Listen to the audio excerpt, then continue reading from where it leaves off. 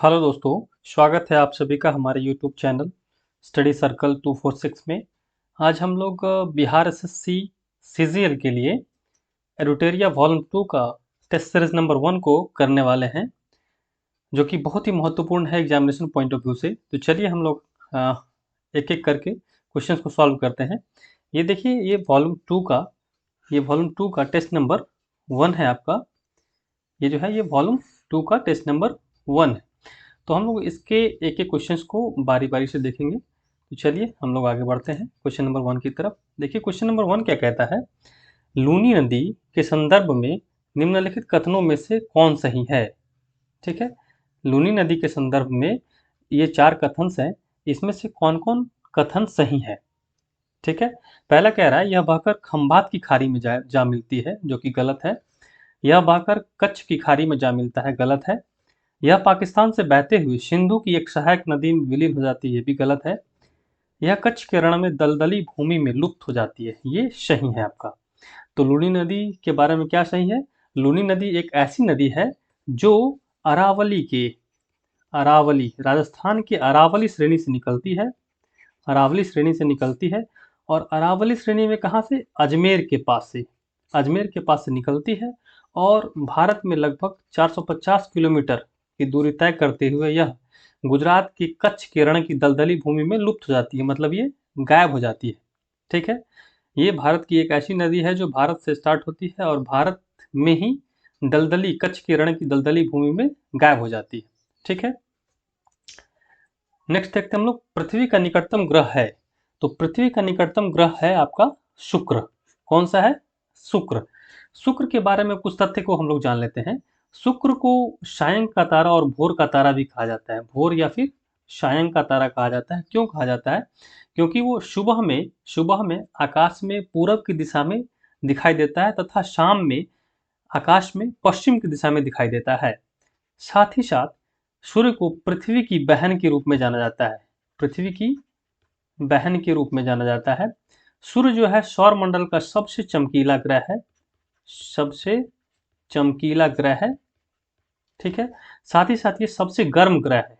क्यों, सबसे गर्म ग्रह भी है। तो सूर्य शुक्र के बारे में आप 4 फैक्ट्स को हमेशा याद रखेंगे। और शुक्र के पास कोई भी उपग्रह नहीं है, शुक्र के पास कोई भी उपग्रह नहीं है। ठीक है, नेक्स्ट देखिए, विषुवत रेखा निम्न में से किस देश होकर नहीं गुजरती है। विषुवत रेखा निम्न में से किस देश होकर नहीं गुजरती है। तो केन्या से गुजरती है, सोमालिया से गुजरती है, मालदीव से गुजरती है और बोत्सवाना से नहीं गुजरती है। तो आपका आंसर क्या हो जाएगा, सी। देखिए दोस्तों, ऐसे क्वेश्चंस को आप याद कैसे करेंगे, ऐसे क्वेश्चंस को आप याद कैसे करेंगे, तो मैं आपको एक ट्रिक दे रहा हूँ विषुवत रेखा से संबंधित। देखिए विषुवत रेखा जो है वो आपको 3 महाद्वीप से गुजरती है, 3 महाद्वीप और 13 देशों से होकर गुजरती है। ठीक है, अब आपको ये 13 देशों के नाम याद रखने पड़ेंगे, जो कि बहुत ही मुश्किल है। तो इसको आप एक ट्रिक से याद रखते हैं। एक ट्रिक कैसे, मैं आपको ट्रिक बताता हूँ, वो ट्रिक आप याद रखेंगे, आप आसानी से याद कर पाएंगे। ठीक है, तो सबसे पहले आप देखेंगे कि विषुवत रेखा जो है वो आपको दक्षिणी अमेरिका में, दक्षिणी अमेरिका 3 महाद्वीप से होकर गुजरती है। तो दक्षिणी अमेरिका, ठीक, उसके बाद देखेंगे अफ्रीका और उसके बाद हिंद महासागर से गुजरती है। तो सबसे पहले हम लोग दक्षिण अमेरिका के देशों को देखते हैं। दक्षिणी अमेरिका के देश है ई सी बी। इसी को आप ऐसे भी याद रखते हैं, E B C. E B C हम लोग जानते हैं ना, एक्सट्रीमली बैकवर्ड कास्ट होता है। तो ये निमोनिक्स है दक्षिणी अमेरिका के देशों को याद रखने का। ई से हो जाता है आपको इक्वेडोर, इक्वेडोर, ठीक है, और बी से हो जाता है ब्राजील और सी से हो जाता है कोलंबिया। ठीक है, अब उसके बाद देखिए अफ्रीकन कंट्रीज। ठीक है, अफ्रीकन कंट्रीज के बारे में कैसे याद रखेंगे हम लोग। तो अफ्रीकन कंट्रीज में आपको पता होगा कि जो पश्चिमी देश है या यूरोपीय देश है वो बहुत दिनों तक, काफ़ी लंबे समय तक हमारे अफ्रीका में भी और एशिया के बहुत सारे कंट्री में राज किया। तो क्यों राज किया उन्होंने, क्योंकि वो लोग जो थे वो बहुत ही स्मार्ट थे, कह सकते हैं ग्रेट थे, रिच थे, इसीलिए उन्होंने अफ्रीकन और एशियन कंट्री पर राज किया। तो अफ्रीकन कंट्री को याद करने का ट्रिक आपको क्या हो जाएगा, देखिए स्मार्ट, आप याद रखेंगे ऐसे ही, smart, great and rich, R I RICH, अमीर वाला रिच है ना, रिच डक्स, DUCKS, DUCKS। अब देखिए यहाँ पे कैसे हम लोग कंट्रीज का नाम याद रखेंगे। देखिए तो एस से क्या हो जाएगा, एस से हम लोग लिखेंगे शाओ टोम एंड प्रिंसिपल। ये कंट्री है आपको अफ्रीका में, एक द्वीप है, साओ टोम एंड प्रिंसिपल। फिर आ जाएगा जी, जी से आप रखेंगे याद गैबोन, ठीक। आर से याद रखेंगे आप Republic of Congo, Republic of Congo, ठीक है।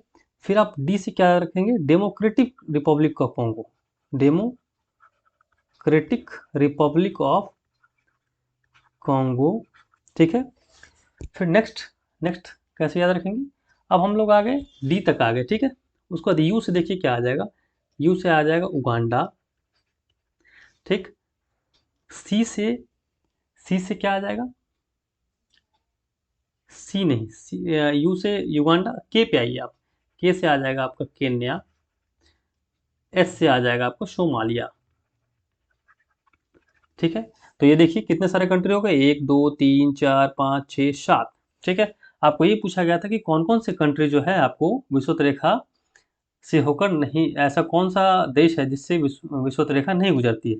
तो देखिए यहाँ पे केन्या, तो केन्या हमारा ऑप्शन में है, देखिए। उसको दे रखा सोमालिया, सोमालिया भी हमारा ऑप्शन में है, ठीक। अब मालदीव जो है वो आप देखेंगे हिंद प्रशांत महासागर का एक कंट्री है। तो इसको कैसे याद रखेंगे, हमने देख लिया दक्षिण अफ्रीका की कंट्रीज और हमने दक्षिण अमेरिका के कंट्रीज, फिर उसके बाद ये ट्रिक हो गया किसकी कंट्रीज, अफ्रीका के देश। अब आपको याद करना होगा हिंद प्रशांत महासागर क्षेत्र के एरिया। तो उसके लिए आप याद रखेंगे कि मोदी जी जो है अपने भाषण के लिए माइक का इस्तेमाल बहुत ज़्यादा करते हैं, ठीक है। तो देखिए MIKE, ठीक है। एम से याद रखेंगे आप मालदीव, मालदीव, ठीक है। आई से याद रखेंगे इंडोनेशिया, ठीक है। और के से याद रखेंगे आप किरीबाती, किरीबाती। तो यहाँ देखिए मालदीव हमारा है, तो मालदीव हो जाएगा हमारा। ये बोत्सवाना हमारा आंसर में नहीं है, इसीलिए हमें आंसर क्या हो जाएगा, बोत्सवाना। तो इस तरीके से आप देखिए याद रख पाएंगे दक्षिणी अमेरिकन कंट्रीज, अफ्रीकन कंट्रीज और हिंद प्रशांत महासागर क्षेत्र में जो भी कंट्रीज है जिससे विषुवत रेखा गुजरती है, ठीक है। तो नेक्स्ट करते हैं हम लोग दोस्तों, निम्न में से कौन अवसादी चट्टान नहीं है, ठीक है। तो अवसादी चट्टान आपको इसमें से डायोराइट नहीं है, क्या है, डायोराइट नहीं है। ये सारे जो है, ये सारे जो हैं आपको अवसादी चट्टान है। डायोराइट क्या है, डायोराइट जो है आपको आग्नेय चट्टान है। अब आग्नेय चट्टान कैसी चट्टान होती है, तो आग्नेय चट्टान वैसी चट्टान होती है जब आप देखेंगे ज्वालामुखी उद्गार होता है, जब भूकंप के समय ज्वालामुखी उद्गार होता है तो धरती के अंदर से मैग्मा बाहर आता है और ज्वालामुखी बाहर आता है जो कि बहुत ही हॉट होता है। और जब वो ठंडा होता है तो ठंडा होकर के आग्नेय चट्टान का निर्माण करते हैं। अब पूछेगा आपसे अवसादी चट्टान क्या होते हैं, तो छोटे छोटे कंकर और पत्थर जब वो प्राकृतिक कारकों से एक जगह पर इकट्ठा हो जाते हैं, ठीक। और उसमें जब अत्यधिक ताप या फिर रासायनिक प्रक्रिया के कारण वो चट्टान, एक जो भी पत्थर है वो सब एक जगह इकट्ठा होकर के चट्टान का रूप धारण कर लेते हैं, उसको हम लोग कहते हैं अवसादी चट्टान। और साथ ही साथ एक और चट्टान होता है आपका कायांतरित चट्टान, कायांतरित चट्टान। तो कायांतरित चट्टान ऐसे चट्टान को कहते हैं जो बहुत ही अत्यधिक ताप और दाब के कारण जो है चट्टान जो निर्मित होते हैं उसको हम लोग कायांतरित चट्टान कहते हैं। ये प्रायः पृथ्वी के अंदर, पृथ्वी के भीतरी भाग में पाए जाते हैं जहाँ पे बहुत ही अत्यधिक ताप हो और बहुत ही अत्यधिक दाब होता है। नेक्स्ट हम लोग चलते हैं क्वेश्चन नंबर 5 की तरफ। भारत की समुद्री सीमा से संबंध देश कितने हैं, तो भारत की समुद्री सीमा से संबंध देश जो हैं आपके वो हैं 7। कितने देश हैं, 7 देश हैं। अब आपसे पूछे उन देशों का नाम बताइए, तो कौन कौन सा हो जाएगा, देखिए पहला हो जाएगा आपका पाकिस्तान, दूसरा हो जाएगा श्रीलंका, तीसरा आप लिख सकते हैं मालदीव, चौथा लिख सकते हैं बांग्लादेश, ठीक है। उसके बाद आप क्या लिख देंगे, म्यांमार, ठीक है। 1 2 3 4 5, ठीक है। और 2 कंट्रीज आप लिख सकते हैं, 2 कंट्रीज कौन हो जाएंगे, 2 कंट्रीज आप याद करेंगे तो यहाँ पे आपका आ जाएगा थाईलैंड भी आ जाएगा, म्यांमार के बगल में आप देखेंगे तो थाईलैंड, और एक और आ जाएगा इंडोनेशिया। इंडोनेशिया तो 1 2 3 4 5 6 7, ठीक है। ये 7 कंट्रीज ऐसे हैं जो कि भारत की समुद्री सीमा से सटे हुए हैं। आपसे पूछते हैं कि भारत की तटीय सीमा से सटे क्षेत्रों की लंबाई कितनी है, तो वो आपका हो जाएगा 7516.5 किलोमीटर, ठीक है। क्लियर है। नेक्स्ट देखिए, दक्षिणी गोलार्ध में पवन के बाईं ओर विचलन का क्या कारण है। तो दक्षिणी गोलार्ध में पवन जो है बाईं तरफ विचलन करती है, जबकि उत्तरी गोलार्ध में पवन जो है दाईं तरफ विचलन करती है। दाईं मतलब राइट साइड में।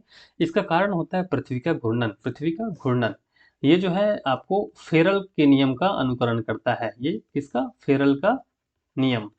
फेरल का नियम कहता है कि दक्षिणी गोलार्ध में जो है पवन वो बाईं ओर तथा उत्तरी गोलार्ध में पवन जो है दाईं ओर विचलन करती है। नेक्स्ट है, भारत में सबसे बड़ी मीठे पानी की झील कौन सी झील है? तो उसका आंसर हो जाएगा आपका बूलर झील। भारत में सबसे बड़ी मीठे पानी की झील कौन है? बूलर झील। और ये कहाँ पे है? तो ये जम्मू एंड कश्मीर में है। वेरीनाग झील भी आपको जम्मू एंड कश्मीर में है। डल झील भी जम्मू एंड कश्मीर में है।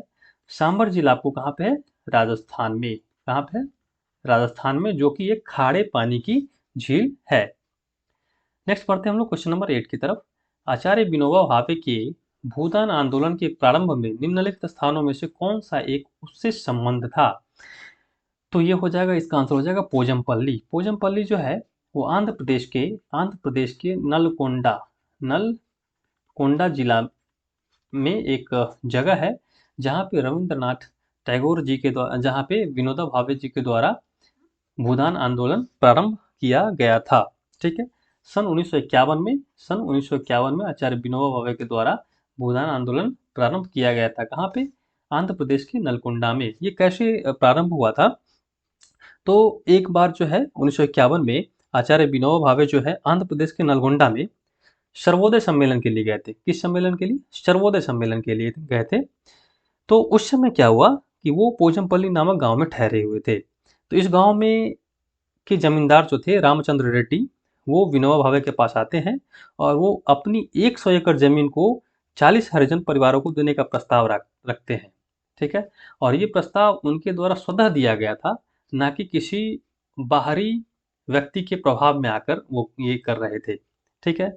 इससे प्रभावित होकर विनोबा भावे जो है 1951 से 97 ईस्वी तक लगभग भूमिहीनों के लिए 50 मिलियन एकड़ भूमि प्राप्त करने के उद्देश्य से पूरे भारतवर्ष में भूदान आंदोलन का प्रारंभ करते हैं। तो आपसे कोई पूछे कि भूदान आंदोलन जो है विनोबा भावे के द्वारा कब स्टार्ट किया गया था, तो 1951 में। कहाँ किया गया था? तो आंध्र प्रदेश के नलकोंडा जिले से। और यदि कोई पूछे जगह कौन सा है, तो पोजमपल्ली, ठीक है। नेक्स्ट है, वर्ष 2023 में 15वां पुरुष हॉकी विश्व कप का आयोजन कहाँ किया जाएगा? तो उसका आंसर आपको हो जाएगा भारत। कहाँ किया जाएगा? भारत, ठीक है। तो 15वां पुरुष हॉकी विश्व कप का आयोजन भारत में किया जाएगा। निम्नलिखित में से कौन से कारण या उपाय मृदा सुधार के लिए उपयुक्त नहीं है? तो ये तो उपयुक्त है फसल चक्र, मतलब डिफरेंट डिफरेंट फसल आप उगाएं, तो उससे आपका मृदा सुधार होता रहेगा। मिश्रित कृषि भी सही है। बहुफसली कृषि भी उपयुक्त है मृदा सुधार के लिए। झूम कृषि मृदा सुधार के लिए उपयुक्त नहीं है। तो आपका आंसर क्या हो जाएगा? डी। आपका आंसर क्या हो जाएगा? डी। अब आपसे पूछे झूम कृषि कैसी कृषि है? देखिए, झूम कृषि जो है ये ऐसी कृषि है जिसमें जंगल या जो वनस्पति है, किसी खास क्षेत्र में जंगल या वनस्पति जो पहले से पाई जाती है, उसको लोगों के द्वारा काट दिया जाता है और काट करके उसको जला दिया जाता है, ठीक है। और जलाने के बाद उसकी उर्वर क्षमता कह सकते हैं कि थोड़ी बहुत बढ़ जाती है। उसके बाद उस पर खेती की जाती है और उस पर तब तक खेती की जाती है जब तक मिट्टी की उर्वरता बनी रहती है। उसके बाद लोग, जब उसकी उर्वरता खत्म हो जाती है, तो लोग वहाँ से हट कर किसी दूसरे जगह जाते हैं और वहाँ पे कृषि करते हैं। तो ऐसी कृषि को झूम कृषि कहते हैं और ये जो है मृदा सुधार के लिए उपयुक्त तो नहीं है। नेक्स्ट क्वेश्चन देखिए, भारत का सबसे बड़ा बंदरगाह कौन है? तो भारत का सबसे बड़ा बंदरगाह जो है मुंबई में है। भारत का सबसे बड़ा बंदरगाह मुंबई में है, ठीक है। अब आप पाएंगे कि विशाखापत्तनम जो है, विशाखापत्तनम में भी आपको सबसे गहरा बंदरगाह है। विशाखापत्तनम सबसे गहरा बंदरगाह है। नेक्स्ट देखिए, विक्टोरिया झील निम्नलिखित में से किस अफ्रीकी देश से अपनी सीमा साझा नहीं करती है? तो देखिए विक्टोरिया झील सपोज कीजिए है, तो आप पाएंगे कि इसके इस तरफ, इसके ऊपर, इसके ऊपर देखिए युगांडा है, युगांडा है, ठीक। और यहाँ से इस तरीके से आपको है तंजानिया, तंजानिया। और इस तरफ जो है आपका, इस तरफ, इस तरफ है सोमालिया। तो पूछ रहा है निम्नलिखित में से किस अफ्रीकी देश से अपनी सीमा साझा, नहीं यहाँ पे हो जाएगा आपका केनिया, सॉरी यहाँ पे हो जाएगा केन्या, यहाँ पे क्या हो जाएगा केन्या, ठीक है। मैं इसको टिक कर दूं एक बार, यहाँ पे आपका क्या हो जाएगा केन्या, ठीक है। तो यहाँ पे तंजानिया के साथ शेयर करता है, युगांडा के साथ शेयर करता है, केन्या के साथ करता है, रवांडा के साथ शेयर नहीं करेगा। तो सही आंसर आपका क्या हो जाएगा डी। विक्टोरिया झील जो है रवांडा के साथ अपना सीमा साझा नहीं करती है, ठीक है। नेक्स्ट है, बिहार के किस जिला को वर्मी कंपोस्ट का जनक माना जाता है? तो बिहार के बेगूसराय जिला को वर्मी कंपोस्ट का जनक माना जाता है। बेगूसराय में एक जगह है आपको खुदावंदपुर, खुदावंदपुर, यहाँ पे व्यावसायिक तौर पर प्रथम वर्मी कंपोस्ट का उत्पादन शुरू किया गया था, जिसमें बिहार सरकार के द्वारा सहयोग किया गया था। ये कब किया गया था? 2002 में, 2002 में, ठीक है। नेक्स्ट देखते हैं हम लोग, निम्न में से कौन सी बाघ अभयारण्य अरुणाचल प्रदेश में स्थित है? निम्न में से कौन सा बाघ अभयारण्य अरुणाचल प्रदेश में स्थित है? तो वो हो जाएगा आपको पखुई, पखुई वन्य जीव अभयारण्य जो है आपका अरुणाचल प्रदेश में स्थित है। ओरांग पूछा जाए तो कहाँ पे है? वो आपका असम में होगा। डम्फा पूछा जाए तो कहाँ पे होगा? ये आपको मिजोरम में होगा। इंद्रावती कहाँ पे होगा? इंद्रावती आपका छत्तीसगढ़ में है, ठीक है। नेक्स्ट हम लोग बढ़ते हैं, जैन धर्म के बारे में औसत्य कथन क्या है? जैन धर्म में ईश्वर की मान्यता नहीं है, ठीक है, ये तो सही है, ईश्वर की मान्यता वहां पे नहीं है। जैन धर्म में ईश्वर की मान्यता नहीं है, औसत्य कथन हमको चुनना है, तो ये सही बात है। जैन धर्म में आत्मा की मान्यता नहीं है, ये गलत है। जैन धर्म में आत्मा की मान्यता है, तो असत्य कथन चुनना था, तो हमारा कौन सा हो जाएगा बी, हमारा कौन सा हो जाएगा बी। महावीर पुनर्जन्म एवं कर्मवाद में विश्वास करते थे, तो सही बात है, ठीक है। तो आपका असत्य कथन कौन सा हो जाएगा बी। जैन धर्म जो है में आत्मा की मान्यता थी, जैन धर्म में आत्मा की मान्यता थी, ईश्वर की मान्यता नहीं थी, लेकिन पुनर्जन्म एवं कर्मवाद में वो विश्वास रखते थे। नेक्स्ट है, निम्न में से कौन सी सभ्यता अपने नगर नियोजन के लिए प्रसिद्ध थी? तो वो कौन सी हो जाएगी? सिंधु घाटी सभ्यता। सिंधु घाटी सभ्यता में आप पाएंगे कि वहाँ पे नगर नियोजन जो है वो उसके लिए प्रसिद्ध थी। वहाँ पे नगर और कस्बों को व्यवस्थित तरीके से बसाया गया था। उसको बसाने से पहले एक योजना बनाई जाती थी, ठीक है। तो सिंधु घाटी सभ्यता एक ऐसी सभ्यता थी जो अपने नगर नियोजन के लिए प्रसिद्ध थी। इसके अंतर्गत आप देखेंगे हड़प्पा और मोहनजोदारो, मोहनजोदारो जो है, ये दो शहर ऐसे हैं जो पूर्णतः पूर्णतः नगर नियोजन करके उसमें बनाए गए हैं, ठीक है। हड़प्पा जो है आपका रावी नदी के किनारे बसा है, और मोहनजोदड़ो किसके किनारे बसा है? सिंधु नदी के किनारे। हड़प्पा रावी नदी के किनारे और मोहनजोदारो सिंधु नदी के किनारे बसा है। नेक्स्ट है, निम्न में से किस वंश का शासन सबसे दीर्घकालिक था? निम्न में से किस वंश का शासन सबसे दीर्घकालिक था? तो आप पाएंगे सबसे ज्यादा दीर्घकालिक जो है वो तुगलक वंश का शासक था। किसका था? तुगलक वंश का शासन था। तुगलक वंश का जो शासन था वो आपका था 1320 से 1412 तक। गुलाम वंश का था 1206 से 1290 तक, ठीक है। खिलजी वंश का आपका शासक हो जाएगा 1290 से 1320 तक। अब लोधी वंश जो है वो सबसे लास्ट में आए थे, और इसका था 1451 से 1526। आप पाएंगे 1526 में जब पानीपत की प्रथम लड़ाई होती है बाबर और इब्राहिम लोदी के बीच, तो उसमें लोदी की हार हो जाती है, और उसके बाद मुगल वंश का आगमन हो जाता है, ठीक है। तो यहाँ पे आप देखेंगे तो ये सबसे लंबा कार्यकाल किसका है? तुगलक वंश का है, ठीक है। अब आपको याद करना है कि कौन सबसे पहले थे। तो गुलाम वंश थे, सबसे पहले आपका हो जाएगा गुलाम वंश, उसके बाद आए खिलजी वंश, उसके बाद आए तुगलक वंश, ठीक है। उसके बाद आपको सैयद वंश आता है, उसके बाद आपको लोदी वंश आता है। ये सारे जो है दिल्ली में शासन करने वाले शासक हैं। नेक्स्ट है, अब्दुल रज्जाक ने विजयनगर साम्राज्य की यात्रा किसके शासनकाल में किया? तो अब्दुल रज्जाक ने विजयनगर साम्राज्य की यात्रा देवराय द्वितीय के शासन में किया। किसमें किया? देवराय द्वितीय के शासन में किया। ठीक है। अब इसमें देखिए विजयनगर साम्राज्य जो है इसकी स्थापना किसने किया, आपसे पूछा जा सकता है। तो वो थे हरिहर एवं बुक्का। हरिहर एवं बुक्का नामक दो भाई थे। इन दोनों ने मिलकर विजयनगर साम्राज्य की स्थापना की थी। ठीक है। अब देखिए इसी में विजयनगर साम्राज्य के शासक थे कृष्णदेवराय। कृष्णदेवराय इन्हें जो है आंध्र भोज की उपाधि दी गई थी। ठीक है, इन्हें आंध्र भोज की उपाधि दी गई थी। और आप याद रखेंगे कृष्णदेवराय के शासनकाल में जो है पुर्तगाली यात्री बारबोसा आए थे। कौन आए थे? पुर्तगाली यात्री बारबोसा बारबोसा आए थे। ठीक है। और देवराय द्वितीय जो थे ये संगम वंश के शासक थे। ठीक है। विजयनगर साम्राज्य में कौन कौन शासन किया? तो संगम वंश आए, उसके बाद सलूब आए, संगम वंश, सलूब वंश, उसके बाद आए तुलुप वंश और उसके बाद तिम्मा वंश।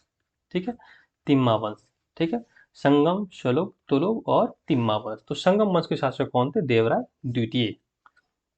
नेक्स्ट क्वेश्चन है, शुजाउद्दौला और शाह आलम दो ने रॉबर्ट क्लाइव के साथ इलाहाबाद की संधि पर हस्ताक्षर कब किए थे?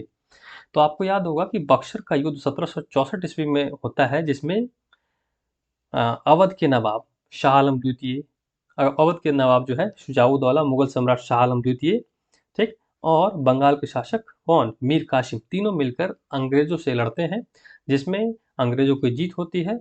और उसके बाद 1765 ईस्वी में कब? 12 अगस्त को किसके साथ? मुगल सम्राट के साथ संधि होती है।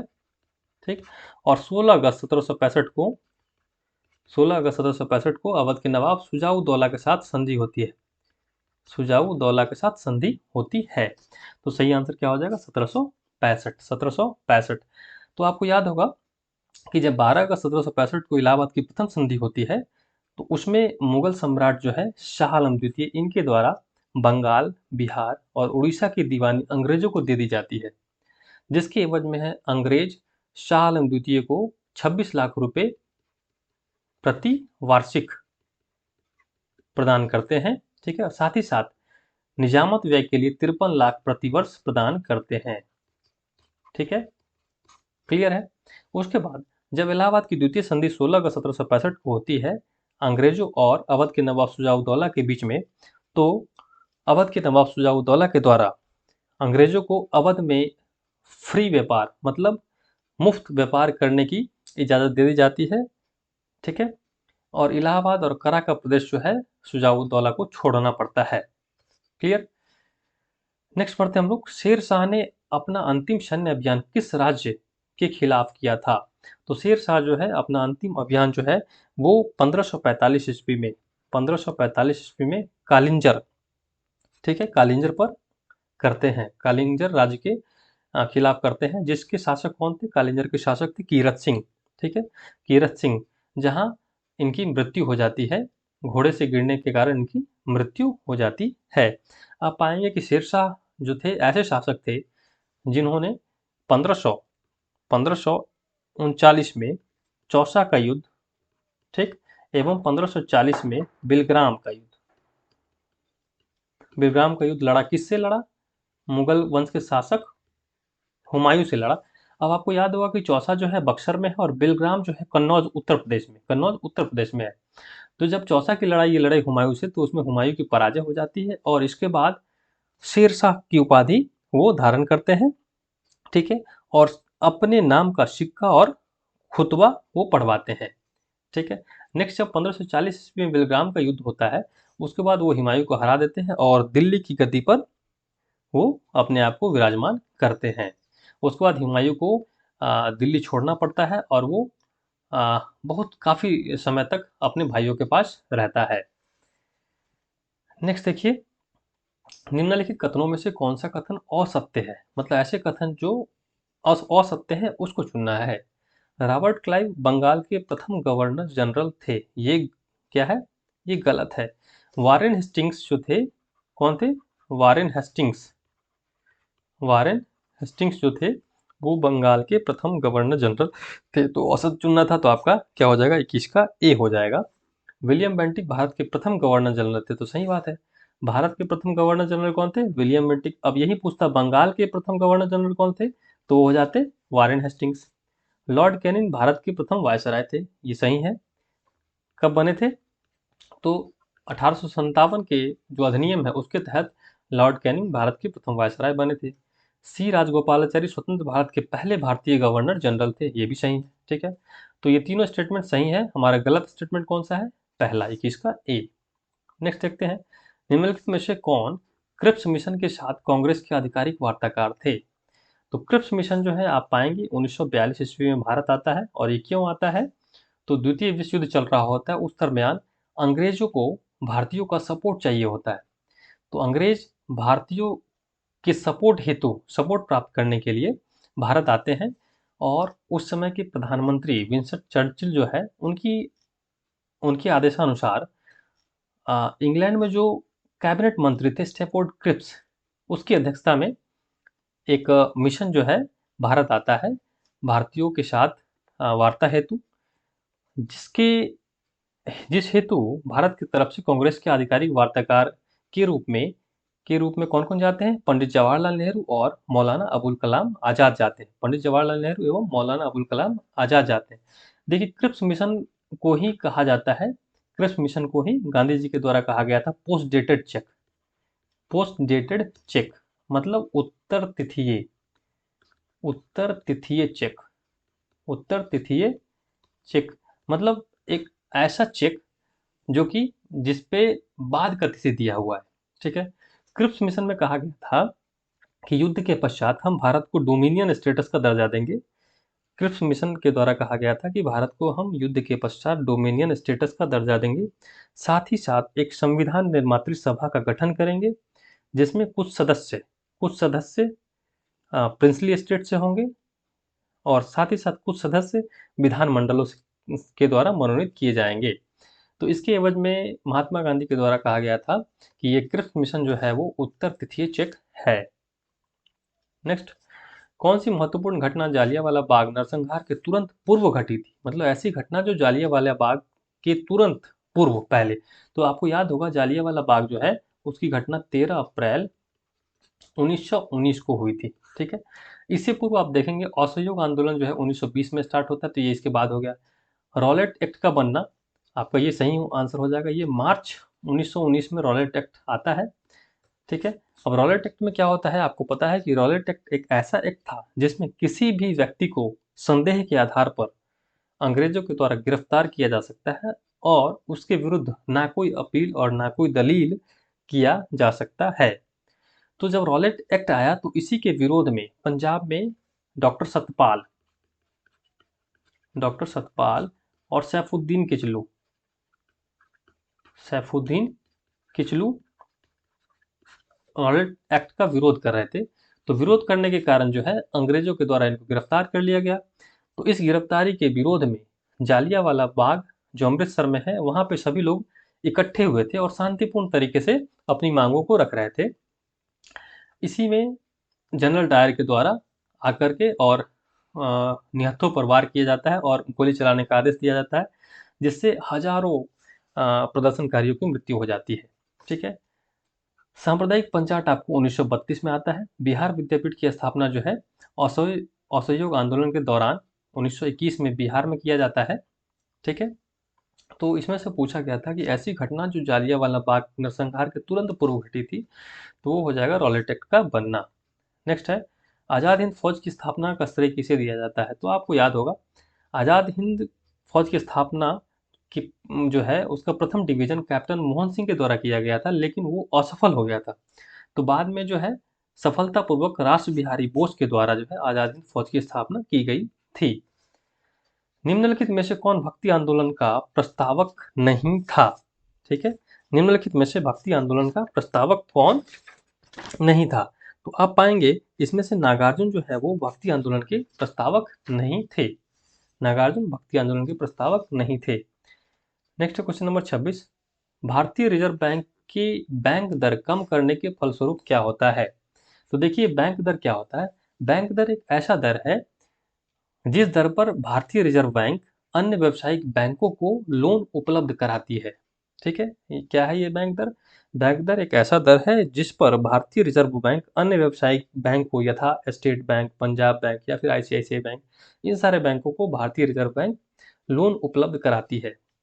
ठीक है, तो यदि बैंक दर कम रहेगा तो व्यावसायिक बैंक ज़्यादा पैसा लेंगे, और ज़्यादा पैसा जब लोन लेंगे तो मार्केट में ज़्यादा पैसा आ जाएगा। ठीक, तो बाजार बाजार की तरलता क्या हो जाएगी, बढ़ जाएगी। यहाँ पे कह रहा है कि बैंक दर कम, तो बैंक दर कम रहेगा तो बाजार की तरलता बढ़ जाएगी, बाजार की तरलता बढ़ जाएगी, क्योंकि यदि हम बैंक रेट कम लेंगे, यदि रेट ऑफ इंटरेस्ट हम कम ले रहे हैं तो रिजर्व बैंक से जो है अन्य व्यावसायिक बैंक ज़्यादा पैसा लेंगे, और जब ज़्यादा पैसा लेंगे तो बाजार में जो है पैसों की उपलब्धता बढ़ जाएगी, मतलब बाजार की तरलता बढ़ जाती है। ठीक है, नेक्स्ट है गन्ने की उचित एवं लाभप्रद कीमत को निम्नलिखित में कौन अनुमोदित करता है। तो देखिए गन्ने में जो है, गन्ने में खरीफ और रबी फसल के लिए आप देखेंगे, खरीफ और रबी फसल के लिए मिनिमम सपोर्ट प्राइस होता है, मिनिमम सपोर्ट प्राइस होता है, लेकिन गन्ने के केस में जो है एमएसपी की जगह पे हो जाता है एफआरपी। ठीक है, उचित एवं लाभप्रद कीमत। तो इसका अनुमोदन जो है आर्थिक मामले की मंत्रिमंडलीय समिति के द्वारा किया जाता है। गन्ने की उचित एवं लाभप्रद कीमत किसके द्वारा अनुमोदित किया जाता है, आर्थिक मामले की मंत्रिमंडलीय समिति के द्वारा। जबकि एमएसपी का निर्धारण कौन करता है, तो एमएसपी का निर्धारण वो करता है कृषि लागत और मूल्य आयोग। कौन करता है, कृषि लागत और मूल्य आयोग। चलिए नेक्स्ट है क्वेश्चन नंबर 28। बाजरा का सर्वाधिक उत्पादक राज्य है। तो बाजरा का सर्वाधिक उत्पादक राज्य जो है वो आपका राजस्थान है। कौन है, राजस्थान है। आप देखेंगे तो 2020-21 के आर्थिक सर्वेक्षण में राजस्थान में 3.81 मीट्रिक टन बाजरा का उत्पादन हुआ है। उसके बाद आपको उत्तर प्रदेश आता है, उसके बाद आपको हरियाणा राज्य आता है। नेक्स्ट है क्रिस्टलीकरण निम्न में से किसका उदाहरण है। तो क्रिस्टलीकरण भौतिक परिवर्तन का उदाहरण किसका है, भौतिक परिवर्तन का उदाहरण है। जल विद्युत का उत्पादन किस सिद्धांत पर कार्य करता है। तो जल विद्युत का उत्पादन जो है गुरुत्वीय स्थितिज ऊर्जा और ऊर्जा संरक्षण सिद्धांत दोनों पे कार्य करता है। देखिए जल विद्युत का उत्पादन कैसे होता है, तो सबसे पहले हम लोग डैम बनाते हैं। एक क्या बनाते हैं, डैम बनाते हैं। ठीक है, और डैम में क्या होता है, पानी हमारा स्टोर होता है। जब पानी स्टोर होता है तो यहाँ पे पानी की स्थितिज ऊर्जा क्या होती है, स्थितिज ऊर्जा बढ़ जाती है। ठीक, उसके बाद इसको हम क्या करते हैं, टरबाइन पे गिराते हैं। ठीक है, टरबाइन पे गिराते हैं। ठीक, उसके बाद टरबाइन पे गिराते हैं तो ऊर्जा संरक्षण सिद्धांत के द्वारा यहाँ पे हमारा स्थितिज ऊर्जा जो है पानी के गतिज ऊर्जा में आता है, और गतिज ऊर्जा जो है टरबाइन को मूव कराती है, और वहां से हमारा विद्युत का उत्पादन होता है। तो आपका सही आंसर हो जाएगा सी। नेक्स्ट है निम्नलिखित में से कौन सी मूल भौतिक राशि नहीं है। तो भौतिक राशि जो है आपकी 7 है। ठीक है, जिसमें से कि लंबाई है, विद्युत धारा है, ज्योति तीव्रता है। कौन नहीं है, तो वेग नहीं है। तो आपका आंसर क्या हो जाएगा, वेग। आपका आंसर क्या हो जाएगा, वेग। देखिए आपके पास 7 भौतिक राशि है, कौन कौन सा है। देखिए लंबाई, ठीक, दूसरा है द्रव्यमान, तीसरा है समय, उसके बाद है अमाउंट ऑफ सब्सटेंस, इंग्लिश में हो जाएगा, या विद्युत धारा लिख लेते हैं पहले, ज्योति तीव्रता। ठीक है, उसके बाद है पदार्थ की मात्रा। कितना हो गया, देखिए कितना हो गया, ये 1 2 3 4 5 6, और एक और होगा, length, mass, time, luminous intensity, amount of substance, विद्युत धारा, और एक और होगा जिसको आप लोग देख लेंगे। नेक्स्ट है निम्न में से किस बल के कारण दूध से क्रीम को अलग किया जाता है। तो दूध से क्रीम को अलग जो है वो अपकेंद्रीय बल के द्वारा किया जाता है। अपकेंद्रीय बल को इंग्लिश में हम लोग कहते हैं सेंट्रीफ्यूगल बल, सेंट्रीफ्यूगल फोर्स।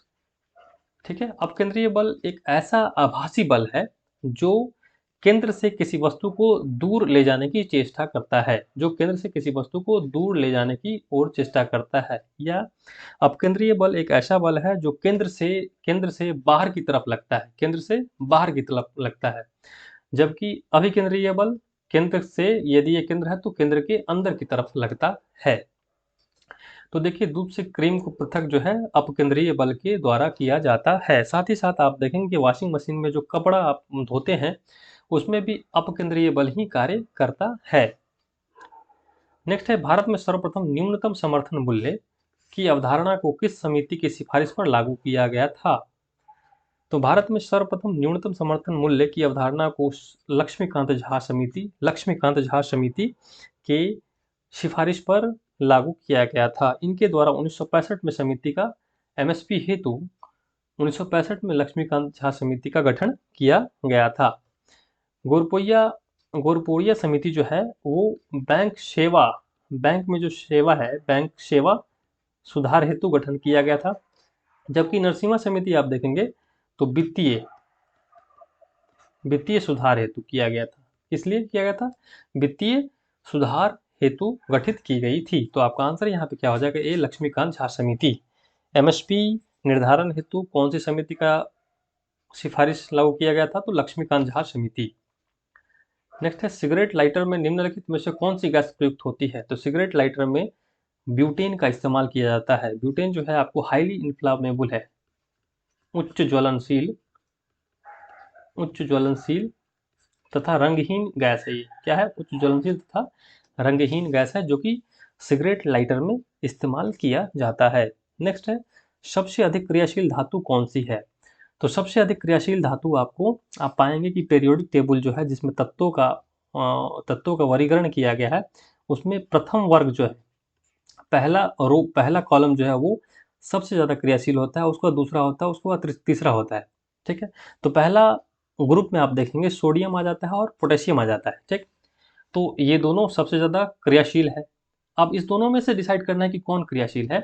तो जैसे जैसे आप नीचे की तरफ बढ़ेंगे तो क्रियाशीलता बढ़ती जाती है। ठीक है, तो सबसे पहले आपको सोडियम आएगा, उसके बाद पोटेशियम आएगा। सोडियम का 11 होता है और इसका 19 परमाणु संख्या होता है।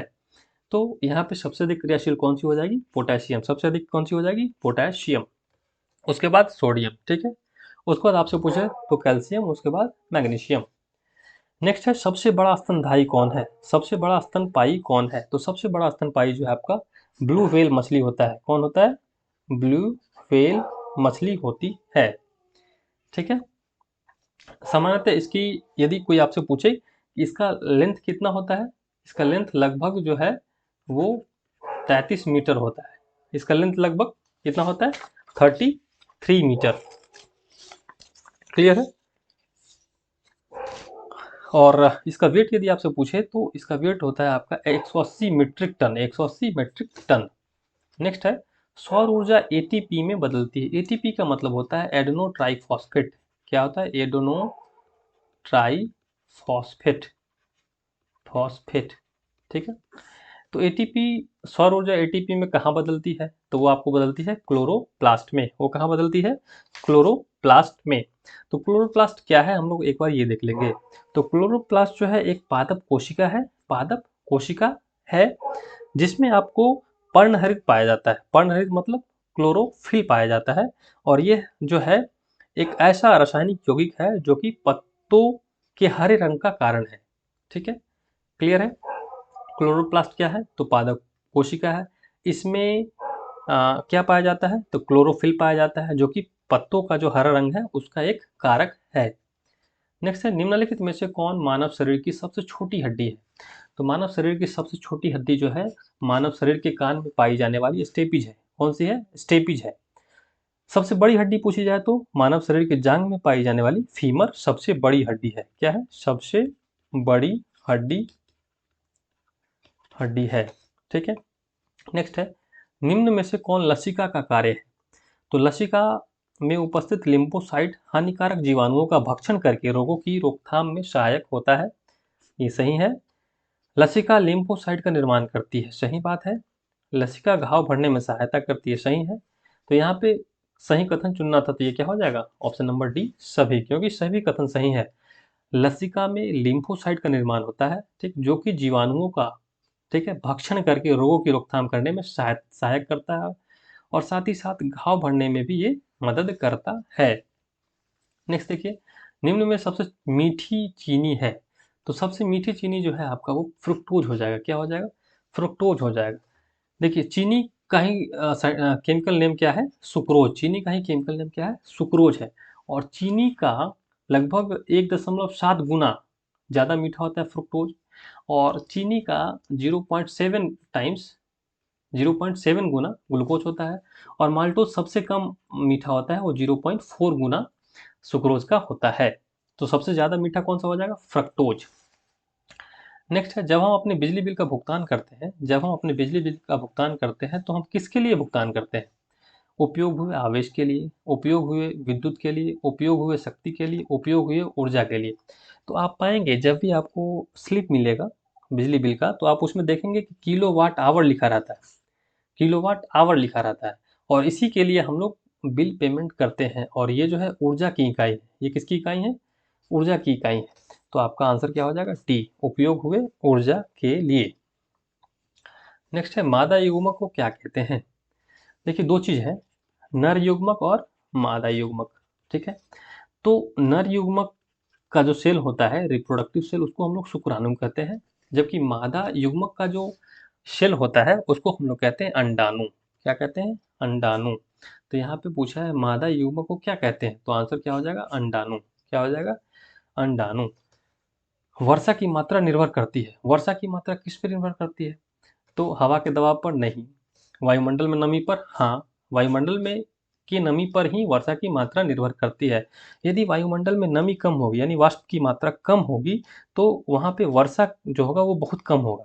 और वायुमंडल में वाष्प की मात्रा, मतलब जलवाष्प की मात्रा जितना ज़्यादा होगी, वर्षा की मात्रा उतनी ही ज़्यादा होगी। तो हमारा आंसर क्या हो जाएगा? बी पर। हमारा आंसर क्या हो जाएगा? बी।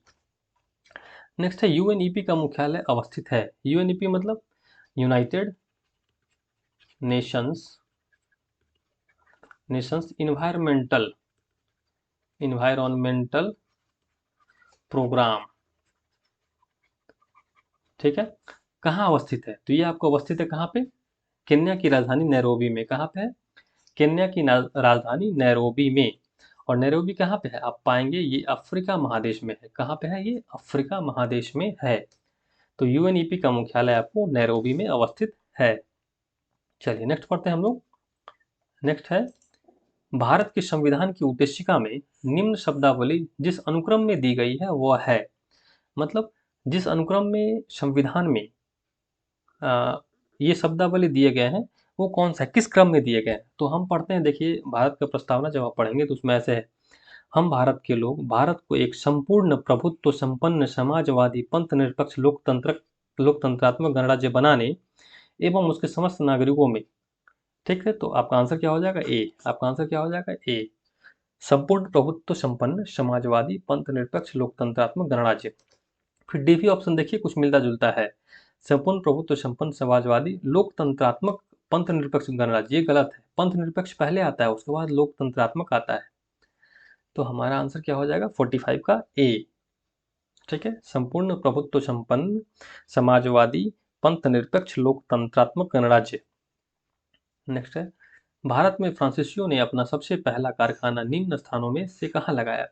आपको याद होगा कि फ्रांसीसी शासक जो थे चौदहवा लुई 14वां, ठीक है। तो फ्रांसीसी शासक लुई 14वां के काल में एक मंत्री थे कलबर्ट, कलबर्ट, ठीक है। इसके प्रयासों से जो है फ्रांसीसी ईस्ट इंडिया कंपनी की स्थापना होती है 1664 में, ठीक है। और 1664 में फ्रैंक कैरो के नेतृत्व में जो है फ्रेंच ईस्ट इंडिया कंपनी कहाँ पे आती है? सूरत में आती है। कब? 1667 में, ठीक है। और 1668 ईस्वी में वो अपना पहला कारखाना कहाँ लगाती है? सूरत में लगाती है। तो आपका आंसर क्या हो जाएगा? ए। आपका आंसर हो जाएगा ए। फिर से एक बार हम लोग देख लेते हैं कि फ्रांसीसी शासक लुई 14वां के काल में उसके मंत्री कालवर्ट के प्रयासों के द्वारा 1664 ईस्वी में फ्रांसीसी ईस्ट इंडिया कंपनी की स्थापना की गई थी। उसके बाद फ्रांसीसी सेनापति कैरो के नेतृत्व में फ्रांसीसी ईस्ट इंडिया कंपनी सूरत में 1667 ईस्वी में पहुंचती है। उसके बाद 1668 ईस्वी में सूरत में अपना अस्थायी कारखाना लगाती है। नेक्स्ट है, निम्न में से कौन एक स्थानीय सरकार के कार्यों में नहीं आता है? लोक स्वास्थ्य आता है, सफाई आता है, सार्वजनिक उपयोग की सेवाएं आता है, सार्वजनिक व्यवस्था बनाए रखना। ये लॉ एंड ऑर्डर जो है ये स्थानीय सरकार के कार्यों में नहीं आता है। तो आपका आंसर क्या हो जाएगा? डी। आपका आंसर क्या हो जाएगा? डी। ठीक है। नेक्स्ट है, निम्नलिखित में से कौन निर्धारित करता है कि कोई विधेयक धन विधेयक है? तो आपको पता होगा आर्टिकल 110 के तहत, आर्टिकल 110 के तहत लोकसभा अध्यक्ष को यह अधिकार है कि वह किसी विधेयक को धन विधेयक है या नहीं, ये सत्यापन करता है, ये डिसाइड करता है। ठीक है। तो लोकसभा अध्यक्ष जो है वो किसी विधेयक को धन विधेयक है या नहीं, उसका सत्यापन कौन करता है? तो लोकसभा अध्यक्ष, लोकसभा अध्यक्ष। ठीक है। उसके बाद जो है राष्ट्रपति की सिफारिश से ही, राष्ट्रपति की सिफारिश से ही उसको लोकसभा में पेश किया जाता है। ठीक है।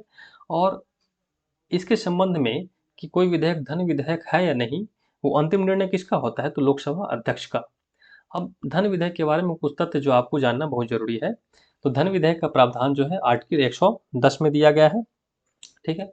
और धन विधेयक केवल लोकसभा में पेश किया जा सकता है। कहाँ पे? केवल लोकसभा में पेश किया जा सकता है। और ये राष्ट्रपति का पूर्व अनुमोदन लेना आवश्यक है। ठीक है। इसको जब लोकसभा में पेश किया जाता है तो उससे पहले राष्ट्रपति के द्वारा पूर्व अनुमोदन लिया जाता है। नेक्स्ट है, वित्तीय आपात कितने समय के लिए लागू की जाती है? तो वित्तीय आपात जो है वो उसकी अधिकतम अवधि नहीं होती है। तो आंसर क्या हो जाएगा? डी। इससे जुड़े तथ्यों को देखते हैं हम लोग। तो सबसे पहले वित्तीय आपात जो है 2 महीने के लिए लगाया जाता है, लेकिन जब संसद के दोनों सदनों के द्वारा जब इसको पारित कर दिया जाता है तो वो अनिश्चितकालीन तक लागू रहता है, अर्थात वह तब तक लागू रहेगा जब तक उसे संसद के दोनों सदनों द्वारा निरस्त ना किया जाए। ठीक है। नेक्स्ट देखते हैं क्वेश्चन नंबर 50। भारत के महान्यायवादी के संबंध में निम्नलिखित में से कौन सा कथन सही है? संविधान के अनुच्छेद 76 में महान्यायवादी का वर्णन है, ये सही है। नेक्स्ट, वह केंद्रीय कैबिनेट का सदस्य होता है, ये गलत है। केंद्रीय कैबिनेट का वह सदस्य नहीं होता है और संसद की कार्यवाही में भाग लेता है, लेकिन संसद की कार्यवाही में वो भाग ले सकता है। ठीक है। वो राष्ट्रपति के प्रसाद पर्यंत पद धारण करता है, तो सही बात है। वो लोकसभा के किसी समिति का सदस्य हो सकता है, ये भी सही है। तो यहाँ पे आपका आंसर कौन सा हो जाएगा? बी। वह केंद्रीय कैबिनेट का सदस्य होता है, वो गलत है। तो यहाँ पे आंसर कौन सा हो जाएगा? बी, क्योंकि हमें ऐसे कथन का चुनाव करना है जो गलत है। तो गलत कौन सा है? वह केंद्रीय कैबिनेट का सदस्य नहीं होता है, लेकिन संसद की कार्यवाही में भाग ले सकता है, परंतु वह वोट नहीं दे सकता है। नेक्स्ट देखिए, नगर निगम का अध्यक्ष होता है, नगर निगम का अध्यक्ष जो है वो कौन होता है? महापौर होता है। नगर निगम का अध्यक्ष महापौर होता है। नेक्स्ट देखिए आप, नेक्स्ट है आपका क्वेश्चन नंबर 52। तो 52 में क्या कहता है? निम्नलिखित राज्यों को उनके गठन के वर्ष के आधार पर बढ़ते क्रम में सजाएं। बढ़ते क्रम में मतलब जो राज्य सबसे पहले आए हैं उनको सबसे पहले लिखना है। तो नागालैंड आप देखेंगे तो 1963 में नागालैंड बनता है। ठीक है।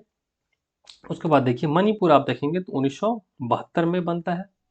मिजोरम 1987 में बनता है। देखिए मिजोरम, अरुणाचल प्रदेश और गोवा एक साथ बनते हैं। मणिपुर, त्रिपुरा और मेघालय एक साथ बनते हैं। हिमाचल प्रदेश आपको याद होगा 1971 में बनते हैं।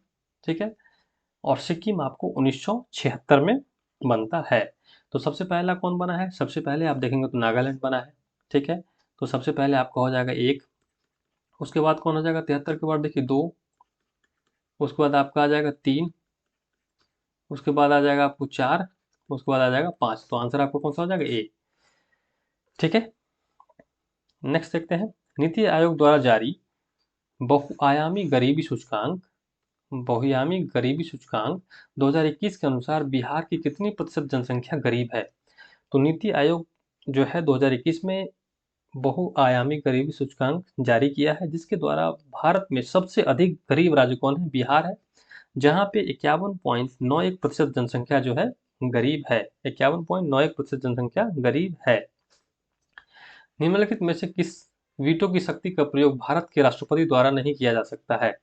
तो भारत के राष्ट्रपति द्वारा विशेषित वीटो का प्रयोग नहीं किया जाता है। ये विशेषित वीटो जो है वो यूएसए मतलब अमेरिका के राष्ट्रपति को प्रदान है।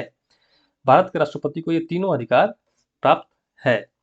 नेक्स्ट देखिए, नेक्स्ट है भारत के संविधान की निर्वाचन प्रक्रिया में संशोधन करने के लिए संबंधित विधेयक को पारित किया जाना चाहिए। मतलब भारत के राष्ट्रपति का निर्वाचन प्रक्रिया है, यदि उसको संशोधन करना है तो उससे संबंधित विधेयक को पारित कहाँ से किया जाना चाहिए? तो लोकसभा के 2/3 बहुमत से, राज्यसभा के 2/3 बहुमत से, संसद के दोनों सदनों के 2/3 बहुमत से, संसद के दोनों सदनों के 2/3 बहुमत से तथा साथ ही साथ आधे से अधिक राज्यों के अनुमोदन से। तो सही आंसर आपका हो जाएगा डी। क्यों ऐसा है? क्योंकि आप देखेंगे कि राष्ट्रपति के निर्वाचन प्रक्रिया में लोकसभा, ठीक है, लोकसभा, राज्यसभा और साथ ही साथ सभी राज्य के विधान सभाओं के चुने हुए सदस्य, सभी राज्यों की विधानसभाओं के चुने हुए सदस्य निर्वाचन प्रक्रिया में भाग लेते हैं। इसलिए सभी राज्यों का, मतलब आधे से अधिक राज्यों का अनुमोदन प्राप्त होना आवश्यक है। तो हमारा आंसर क्या हो जाएगा? डी। नेक्स्ट है एजार कप किस खेल से संबंधित है? तो एजार कप आपको पोलो से संबंधित है, पोलो से संबंधित है। ब्रिज किससे है? होलकर से संबंधित है। ठीक है। नेक्स्ट है निम्न में से कौन भारत के प्रथम मुख्य न्यायाधीश थे? तो प्रथम मुख्य न्यायाधीश जो है आपका हीरालाल जे कानिया थे। हीरालाल जे कानिया भारत के प्रथम मुख्य न्यायाधीश थे। सुकुमार सेन क्या थे? प्रथम चुनाव आयुक्त। कौन थे? प्रथम चुनाव आयुक्त। ठीक है। अब गणेश वासुदेव मावलंकर क्या थे? प्रथम लोकसभा अध्यक्ष थे। लोकसभा अध्यक्ष थे। ठीक है, प्रथम लोकसभा अध्यक्ष थे। नेक्स्ट है क्वेश्चन नंबर 58। रिहंद जल विद्युत परियोजना से देश के किन राज्यों को लाभ मिलता है? तो रिहंद जल विद्युत परियोजना से उत्तर प्रदेश और मध्य प्रदेश राज्यों को लाभ मिलता है, क्योंकि रिहंद जल विद्युत परियोजना जो है रिहंद नदी पर बनाई गई है, जो कि उत्तर प्रदेश और मध्य प्रदेश के बीच के बाउंड्री पे फ्लो करता है। रिहंद नदी परियोजना जो है उत्तर प्रदेश और मध्य प्रदेश के बीच सीमा का निर्धारण करता है। नेक्स्ट है विश्व की सबसे लंबी हाईवे टनल किस देश में है? तो विश्व की सबसे लंबी हाईवे टनल जो है वो भारत में है और वो लगभग 9.02 किलोमीटर लंबी है। ये आपको, इसे ही हम लोग अटल टनल के नाम से जानते हैं। अटल टनल के नाम से जानते हैं। ये पहले आपको रोहतांग टनल के नाम से जाना जाता था। रोहतांग टनल के नाम से जाना जाता था। ये कहाँ से कहाँ तक है? तो ये आप देखेंगे मनाली से लाहौल स्पीति के बीच में, लाहौल स्पीति के बीच में है। नेक्स्ट है हवाई अड्डों पर विमान चालकों को संकेत देने के लिए किस गैस का प्रयोग किया जाता है? तो हवाई अड्डों पर विमान चालकों को संकेत देने के लिए नियोन गैस का प्रयोग किया जाता है। नेक्स्ट है 50 डिग्री कितने फ़ारेनहाइट के बराबर होता है? तो आपको एक फॉर्मूला याद रखना है, C-0/100 बराबर F-32 अपॉन 180। तो यहाँ पे C की जगह पे कितना डाल देंगे? 50/100 बराबर F-32 अपॉन 180। इसको जब सॉल्व करेंगे तो आपको F इक्वल टू आ जाएगा 50/100 गुने 180 प्लस 32। तो 20×5 = 100, 20 नमा 5 से 5 दाही, 10 नमा 90 और 3 और 3 12, 122 फ़ारेनहाइट। आपका आंसर क्या हो जाएगा? बी। नेक्स्ट है निम्नलिखित में से कौन सा एक संघाई सहयोग संगठन का सदस्य नहीं है? तो यहाँ पे आप पाएंगे रूस है, कजाकिस्तान है, भारत है, यूक्रेन नहीं है। तो आपका आंसर क्या हो जाएगा? आंसर आपका हो जाएगा सी। आपका आंसर क्या हो जाएगा? C, Ukraine.